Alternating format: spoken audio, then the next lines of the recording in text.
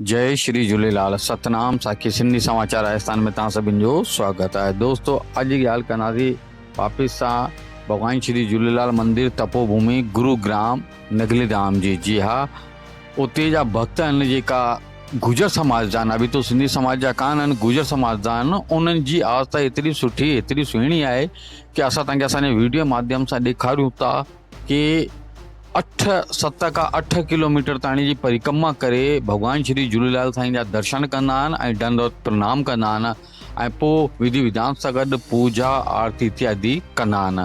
त दोस्तों, इहो केतिरो न सुठो ऐं केतिरो अलौकिक दृश्य आहे कि भगवान श्री झूलेलाल साईं जे दर्शन करण लाइ ऐं उन्हनि जी आस्था हेतु तव्हां ॾिसो 7 किलोमीटर जी पैदल यात्रा, जंहिंमें नंढा वॾा ॿार ॿुढा सभई प्रकार जा अन्य समाज जा माण्हू आहिनि ऐं जेका डीजे वीजे लॻाए करे नचंदा टुपंदा भगवान श्री झूलेलाल जे दर ते पहुचनि था ऐं केतिरे न सुठे सुहिणे नमूने जी उते परिक्रमा हणनि था।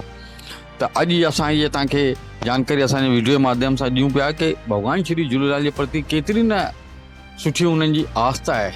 पूरे गांव जी न, अभी तो आसपास जा जेतिरा गांव आहिनि उहे सभु केतिरी मान्यता रखनि था भगवान श्री झूलेलाल साईं जे मंदर में। ऐं तंहिंजे अलावा असां तव्हांखे ॿुधाए लाहियूं कि उन मंदर जे अंदरि आए दिन कारे नांग जे रूप में कारे नांग हुते प्रकट थींदो आहे, जेको असां तव्हांखे वीडियो में बि ॾेखारियूं था कि नांग प्रकट थींदो आहे। उते जे माण्हुनि जी इहा आस्था आहे कि इहो बि हिकिड़ो भगवान श्री जो अंश आहे।